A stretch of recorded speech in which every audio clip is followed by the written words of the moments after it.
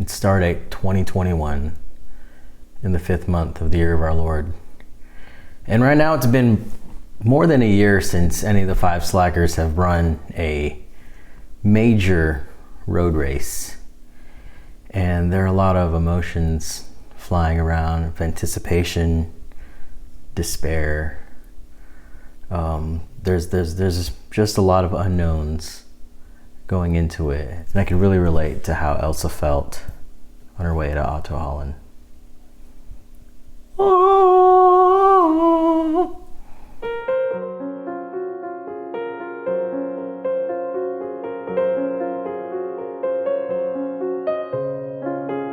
Let's go ahead and get started. This past year, can you tell me when things started to go downhill for you? I don't know if I could really pinpoint a single moment in time where it all started to go downhill. I think it was just a gradual decline in our, just everything. Between our busy lives, the pandemic, it just caught up with us. There was so much food everywhere. Everywhere you looked, someone was feeding me. Every time I would just look up, there was a morsel, tasty one, real tasty one. I couldn't resist. So I think it was just everything together. And then we all bought air fryers. Looking back over the past year, from 2020 into early 2021, I think I can pinpoint where the downward spiral began was when I realized there was something that was slowly overtaking my life. And I can explain that in 2 words. Convid fluffies. And I didn't want that taking over my life. And I was like, enough Convid fluffies. I'm gonna, go run again. And whenever I see the next race, I'm gonna register for it. So whenever we discovered as a whole the slackers, the Convid fluffies, link above, I think that is when the downward spiral began. And even though we realized that what was happening, it didn't prevent the Convid fluffies from dragging us further down. So now as we are preparing for the next live race, this is our comeback. We're fighting against the Convid fluffies. I think the downward spiral for me, I think it began at the beginning of the lockdown when I realized that my parents' credit card was attached to my Uber Eats account. And what are you supposed to do with that? MK, you're hungry, you're locked down, you need food. So it started with daily $90 sushi orders delivered right to my door. And then I met this group of people that we call the slackers because I found this guy on YouTube I thought was cute, and it turns out they like to eat too. And I thought I was in heaven, but there was a dark side. There's a dark side all along. Can you go in? What do you mean dark side? What does that mean? There's just so much food. So much food. So much eating. I think the downward spiral actually began before the Convid and before the Convid fluffies, when we had our first dinner for 5 or 2. Link above. Downward spiral. It's hard to pin one moment, but I'd probably say Haleo tasting menu for 5-day would be a good place to start. If you listen closely enough, you'll hear some hollowness in the laughter and really a sad duck in the soul. What was your rock bottom? I think there were 2 moments that I know for sure that things had just gone too far. One of them, I remember when we were with Coach HJ and she ate with us for the first time, and just the look of fear on her face for us, for what she was seeing. that was hard. That hit hard. But then I think the biggest rock bottom was what we saw unraveling with J. Crow. You know, because I'd look up to him. He was our director. And then the wheels just started to come off, and I thought, who do I trust? If I can't trust him, I don't think the crow's gonna fly anymore, guys. I think the crow is grounded. That had to be difficult to watch. I can't It was, but we tried to stay brave. J. Crow, can you tell me when you hit your rock bottom? Oh, it's probably a confluence of events, but I think if any of the viewers were there the day off camera that I told Jar that I don't in fact like donuts, you would have seen a much different person than you see in front of the camera, and you'd have a harder time hanging out with him at the Walt Disney World if you knew how he reacted that day. Well, I think I knew I hit rock bottom was when there was that one day I got up, went to work, reached over my desk, and there was nothing to eat. There was nothing to fuel upon. There were no snacks, no fuel. I couldn't intermittently fuel. But now I've realized how to live my life, and that is to constantly fuel with things that keep me afloat, that keep me happy. And I think everyone could relate to that. So I think everything is swell with a little bit of sprinkles and a little bit of pink icing. I would say there probably wasn't one rock bottom, but several rocks that pushed me to the bottom. From not wine and dine with all the food to the endless amounts of food, followed by many, many, many sleepless nights with the Slackers. It was just a symphony of snores, more like a cacophony of sounds that just... That sounds awful, and that's exactly why I get my own hotel room. I couldn't recover. And after that, it was heartbreaking. I feel that. I believe the betrayal was with Jar Oxenspoon. It was not but 6 months ago where we found ourselves at Not Wine and Dine, and we were trying to enjoy ourselves in the parks without a race to run, and I was led to believe that a ride was appropriate for myself, and it turns out it was not, and I was scarred. I am still scarred. I can't walk in that park without getting that feeling again. It was awful. I bring it up from time to time just to remind him how much it hurt me. And he has a sly smile on his face when we talk about it. And frankly, it hurts. It still hurts. You know, let's get some positivity out of this now.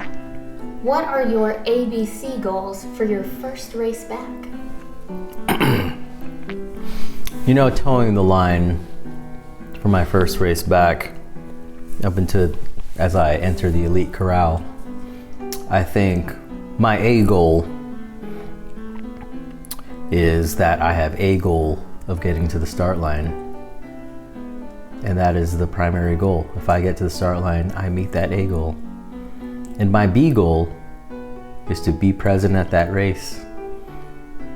To be present at that race, I hit my B goal. And my C goal, if I see that start line, there it is. Am I trying to PR this race? Absolutely not. If I see a donut shop on the race course, am I gonna go in there? Absolutely. Am I gonna finish this race with a box of donuts in my hand? I sure hope so. You bet your britches. Well, I will say, with this first race back, I really thought that it was going to be an opportunity for the Slackers to really come back together. It had been a long time since we really kind of put forth a group effort toward one goal. But some slackers didn't feel that it was necessary to join the rest of the group and be part of us and think they're better than us, think they're stronger, faster, and more athletically inclined than the rest of us. And so I think that's going to have a lasting imprint on the group, I think. But, you know, it does help a little bit and heal that we do have our Fab Five hole with HJ, even though she's a couple states away. But my ABCs really for this next race are just to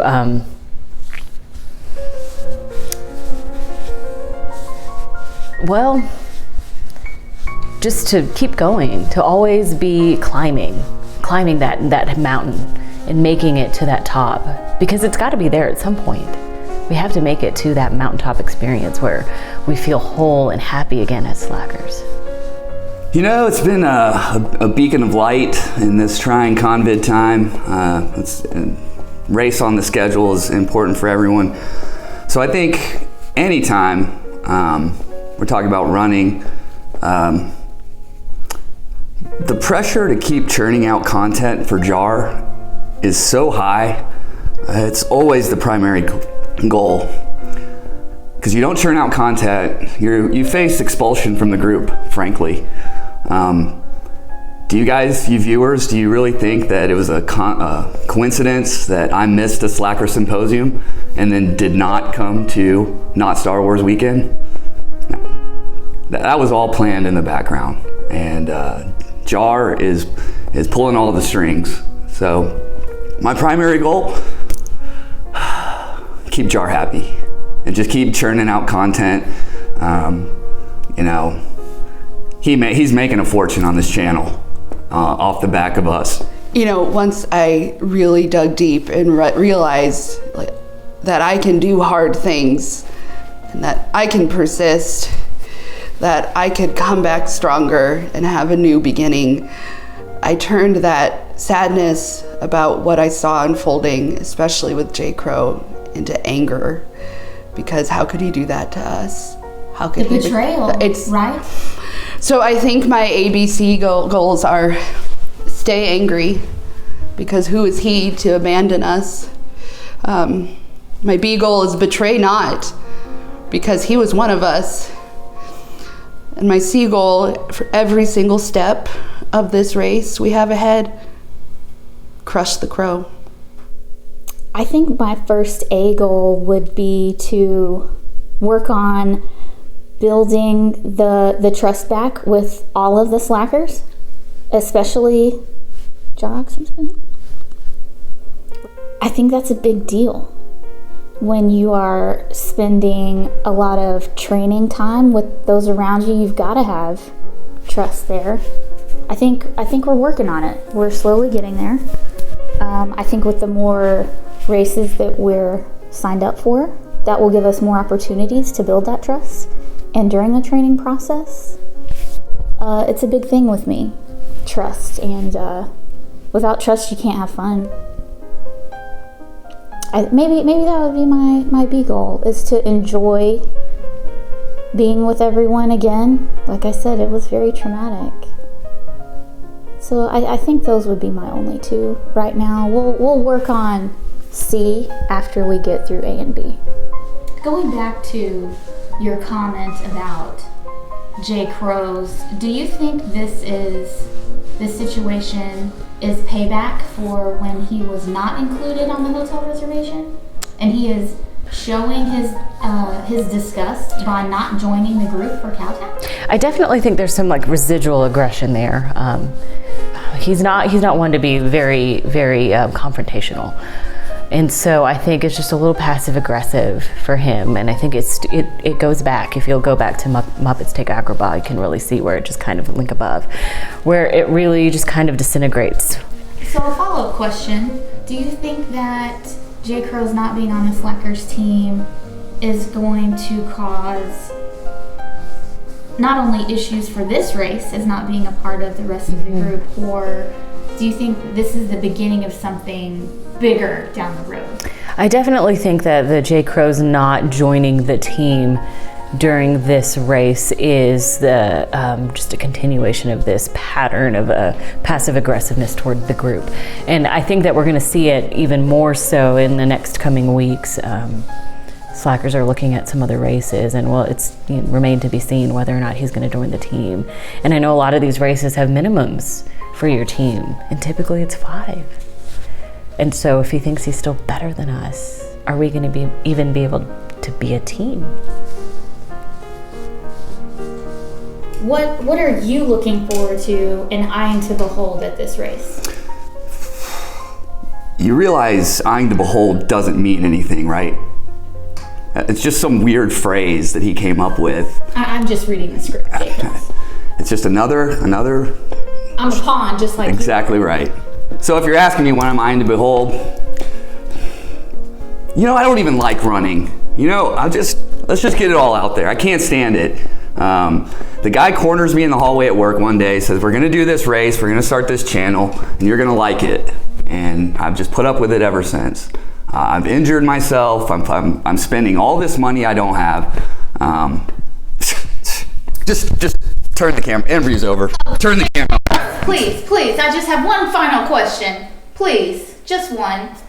The viewers need to hear from you. This is the real truth of what goes on. All right. If it's for the viewers, I'll do it. Thank you. I appreciate that. Just one final question for you. I am eyeing to behold the start line of a race, a real live race with other people that like to run, or maybe they don't like to run, but they're there. I like hotel rooms. I'm eyeing to behold a hotel room in another city instead of the 4 walls of my house. It's nice to travel. And the finish line, that is a feeling that is very special to me and to others, I hope, and a symbol of triumph for all of the training and runs that we do and all of the workouts. It's going to be a great feeling again. Well, this upcoming race, really had some high hopes for it, but I'm really kind of bringing those a little back to reality. And what I'm really eyeing to behold is just the experience of being with other runners. There are no goals, and really my only limit is just, will I finish? And I'm really excited to see if I can do that, if I can finish the race without passing out. Besides your goals for this upcoming race, what are you eyeing to behold at Cowtown? I'm eyeing to behold a definition to that sentence that makes sense, because I still haven't found one, MK. And I love that man who created it, but I still don't understand what it means. So I'm eyeing to behold an entry in the dictionary or some other grammatical resource that tells me how that sentence makes sense. Wow, that's such a great question. What am I eyeing to behold? I just love the poignancy in the wording of that phrase. What am I eyeing to behold? It's such great weight in that, because what can be before me is anything that I can put my mind to. And just whenever I look at my beef jerky mantra bracelet and I eat it for fuel, it usually tells me to snap into a Slim Jim. And when I can think about that, the protein and nutrients of that causes me to feel some extra nitro boost in my running that is not just caused by my great running shoes or my great running form or my the cadence that I know it's likened to Eliud Kipchoge. So I know a lot of that just because looking at me, people think I'm an elite athlete. Obviously, just look at me. But I am eyeing to behold a great time, just admiring the start line. Am I going to finish the race? Well, I think there's a 4 hour and 30-minute course limit, so hopefully I do. Some way I will finish, and if I need to fuel, I will. On a more positive note, what advice would you give yourself from a year ago in 10 words or less? Your heroes aren't what they seem. Don't let the crow fly. Wow. I think that was 11, but it was worth it. Absolutely. Don't lose hope. Keep going. Don't trust Mount Everest. I think 2020 Desiree would just need to know to maybe stop eating and watch out for that J. Crow's. 10 words or less for 2020 J. Crow. Get out while you can. Channel is all consuming. I think those 10 words would be eat more donuts, donuts, donuts, donuts, donuts, eat more donuts. That's 10 right there. I think I'm good at math a little bit. I took calculus in college as an elective. I mean, do you actually think I think this looks good? I mean, he makes me walk around with this thing in public, all for more likes, more subscribes, and more moms being told about this. It's humiliating.